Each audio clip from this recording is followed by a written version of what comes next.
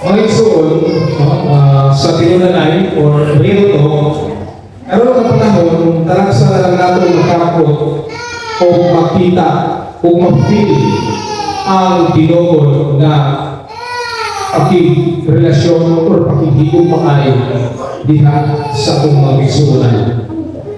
Sana, no, dili na dili sa tanan ng dapit, no, daghang mga family na nangabungka.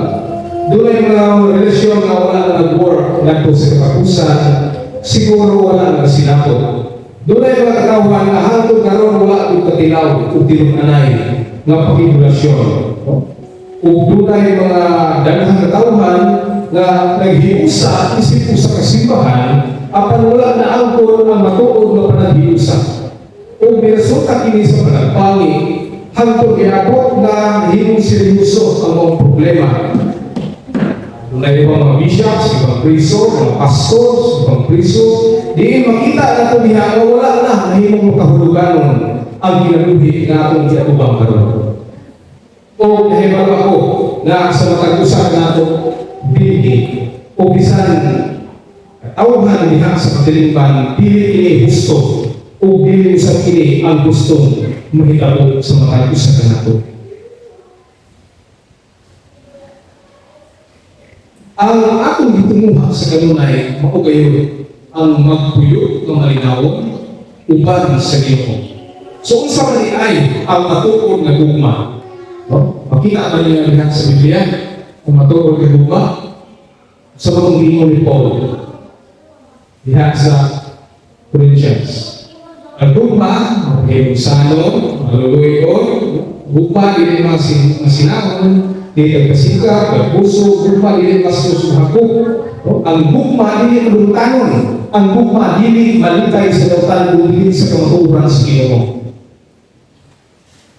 O makaingon kita na, wow, no? Perfect. Yan sa ato na term karon sample, kung yung anak kang hinugma. Kapag in reality mga isuon, atong bakanan na himo as Christian. Or isama lang kita sa ubang ng katawan, no? Dili lang sa inyong pag-hinamot, dili sa tayo na, muna sa na-observe ng simbahan ako ba? Maayo kayo ng mga Biblia, memorize, itong mga Biblia, memorize kayo ng mga apan nahimo pa niya siya ito nahimo pang bago siya ito natugtad niya ang kunsa ang teksto sa mga Biblia niya dibasa. Kung ano usap, kining atong kinabuhi, no? Ano usap ang atong paghigugma, na tinunanay na as Christian, nasunod na nato ang control ng paghigugma niya sa Biblia. No? So, saan na ito pagpagpo sa itong mga kagalingon, pinaagi sa gugma sa Diyos.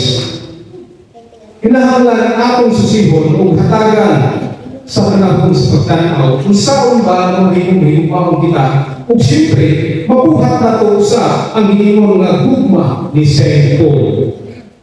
Ang Lucas 15, kung nahikalong na ini, maukini ang sumpay sa mga walid Jesus.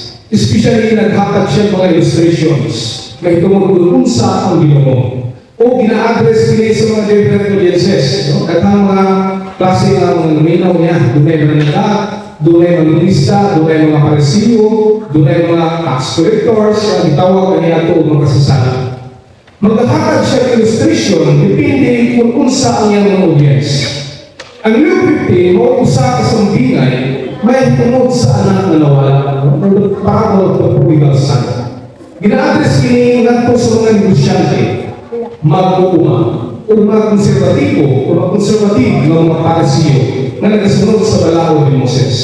Ang verse 20 hangtod 32 na ato na dumo, mao'y rich tayo theology na kung sa kadago ang bugma sa Ginoo, nga kung sa iyong katawhan, o kung sa ipito sa mga bugma sa Ginoo. Apan dili lang, no? Dili lang bugma ang ato makita din ha, kung dili usa ka kabaguhan na gustong ipaabot sa Diyos sa matag-usa ka nato. Usa ka panglantaw nga dili kayang mabuhat sa matag-usa ka nato, apan subok rin sa Ginoo. Kung saan mo, kini ang gugma sa Diyos na mao'y nagpapagto sa tinagpunin sa tao. Siguro ato na nadulong kini nga no? Hindi nga sa mabinay, no? Pinaagi sa usa ka anak na kusik-kusik sa mga handin sa iyang tatay, o mahitabo nga pagkulit sa mga iyang anak, no? Na nagkusik-kusik sa mga handin, buka ko mga dili maayo, dapat pagbalik sa iyang tatay, pinaagi sa usa ka kalipan. Pagdawat ng matitinuanon, kung ihatagan galing siya o dinilog kayo ng sapatos, ihawa ng pagbakan, nagkumbila ang tanan. Ang dami mga ako na ito sa mga nagkumbila yun. Apan, dunay usang nagpihipi, no? Na nagsilos, nagreklamo sa iyang tatay, usa ka tao magikapoy ayaw gikan sa trabaho sa ilang pagmahan. No? Niabot sa balay, kung nakita ang abibo kayo ang katawan ng tao, ng inom, okay, kung binaman, siguro kami ba, ay nagbibijuke, nagsayaw, no? Kung gini nga, gini nga tao, kung gini ang iyang igsoon na laki, ang iyang magulang, di, ako pa niya, ako naging siya nagagawa, nga, kung dili niya pagawa, kung nga iyang mga ulit, kung gawa ko sa iyong tatay, dili siya musumot, kung kay, mo lagi, nagdunong siya, no? Nag-uul siya kung kaya ilang magbahandi pang kusik-kusik lang. Siguro alam na ito rin sa trato ng iso, hindi mo kadawat ni na klase na tao kung naanin sa itong problema, no? Usa ka palahubo, usa ka kamaye, sugaron, kusik-kusik sa mga bahandi, no? Umuwi sa balay. Ngayon, siguro, ngayon ang pagkutro. Sa standard sa tao ng iso, di pinipulipin. Pwede kini nato hawak ko, pwede kini nato palayason, no? Kita sa paninyo. Kung kay utan ang maong kana ng klaseng tao. Ang sa balaang kasulatan ng Exodus, ang amahan naghatag mo kung maayo. Nagpakita kung unsay maayo. Diin ang iyang gigamit ng gugma, dili gugma ng standard sa tao. Kundi nagpakita siya sa gugma, gikan sa Ginoo. And that is sacrificial love, no? In greater agapilang. Usa ka gugma na maayo kung wala ng paabot kung sa halos. Apan ang magulang na lalaki, reklamo sa iyong tatay, nga imo man gidawat ka usap tinutubana. Nga wala man kinilahimong maayo na nato, usip-usip sa mga bahandi. Kunya, may ulit hindi mo paghihatagan, upayang pagtagan, hindi mo paghihawan ng baka. Panunay sa akin sa iyong tatay. Kung kay siya, kung ano magkanunay sa iyong tatay, iyang ihatag ang tanang katigayunan na nakakaniya. Kung itawag ka na, kung storage lang. Unconditional lang. Usa ka paghatag kung ayaw pagtagan, ihatag sa ginikanan kung unsa ang iyang kinahanglan. Kung iyon mahirap mga igsoon, nakatagan kung ayaw pagtulunan ang magulang anak. Nga po sa iyong manghod, nga kinahanglan magpuho niya ang iyang paglantaw, may tungod sa paghigugma sa usa ka tao.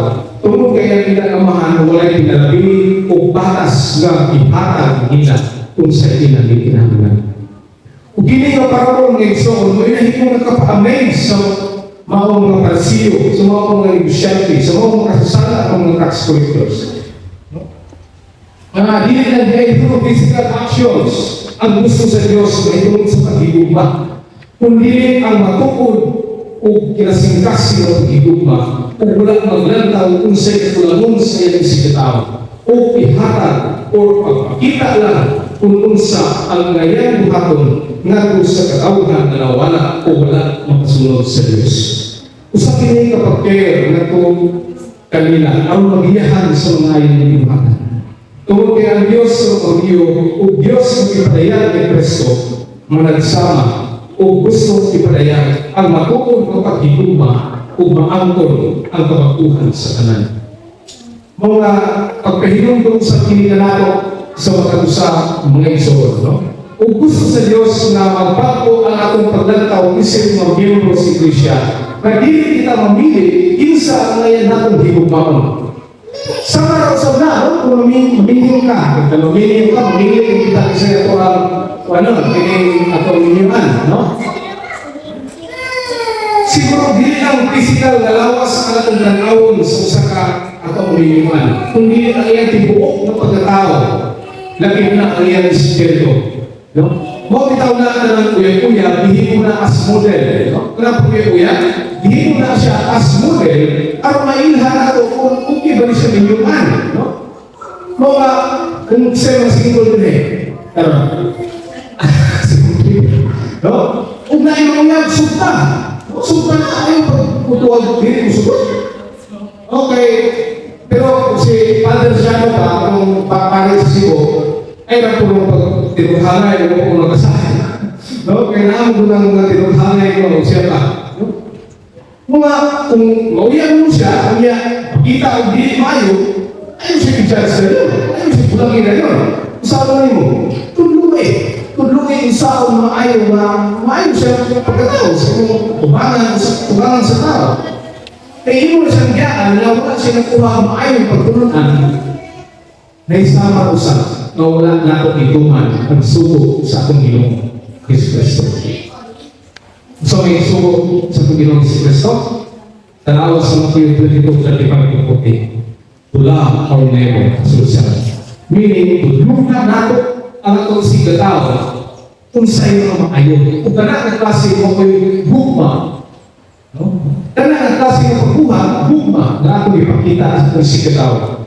Mga kung atong balikan ang sulat ni Pablo may tungkol sa bugma, diin dunay taghang masulundon.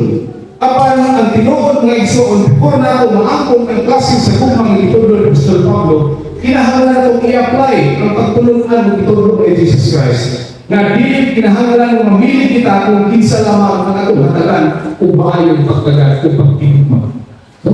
Usa kini ka mga lisod, usa kini ka struggle na nato nga suko kining pulong buma. Kinahanglan mo makilubo, maluluyon, dili masinahon, dili garpuso, dili pastos, uban pa. Kapag kinitanan, kung wala ang bugma ng Jesus Christ, wala kay gabi. Naman, tungkol kay dili nato mahimo ang tanang maayo. Kay kasagaran, ang akong standard ng tao man, ang bugma na to, atong ipil na standard na sa tao, hindi na standard sa Ginoo. Mga malihukon, magpuhon ato na himuon na standard na gugma sa Ginoo. Tungkol kaya ang matukod na gugma, dili lamang makita niya sa mga buhat.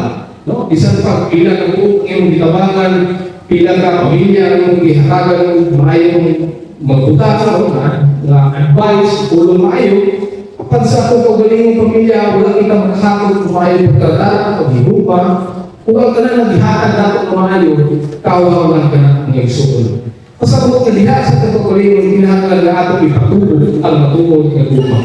Mga dunay na pamilya na nabungkag, dunay mga away, simbahan, dunay na dito na yung nahitabo, mga bishops, mga pastors, mga members, hindi na yung pangimprasyon. Dunay mga katawhan ka rin mawalan pa. Aminyo, no? Hindi na rin, hindi sa langit lugar. Kung kaya standard sa katao, kung kaya itong isunod, especially the way kita mo lang. Kapag isang kamalian ang igsoon, hindi kita angayan ng mag-ulo. Hindi kita angayan ng mahandog tungkol kaya bago ba sa series na hanggang may buhay may pag-asa. At ang pag-asa na yan ay si Jesus Cristo lamang. Kung ang ini na Domingo, kita nagasaulog sa lanasan ng igsoon. Sa kinahagit na to, na ang buma sa Diyos, tungkol kaya ang buma sa Diyos, mo yung kapapagod ka na to. Dili lang ang paghigugma sa pag-isip tao, dili lang paghigugma kung saan yung makalipay ka na to, kung dili paghigugma sa tanan, galinga ka na to. Gikan sa kabuhatan, mga hayop, nagkatauhan na nagpasakit ka na to, tungkol kaya ang atong Ginoo naghatag kung dako ay yung buma doon ka na to. Ang iyang panalangin, ihatag ka na to. Na walay ulang kung wala ko'y daghan, no? Managsama lamang ang atong nagawa kung walay pinagabili. Mga hinakot ng Igsoon, ang bukma sa Diyos, mga atong nakubukod sa atong makasingkasing. Sa ngalan, samahan ang Espiritu Santo. Amen.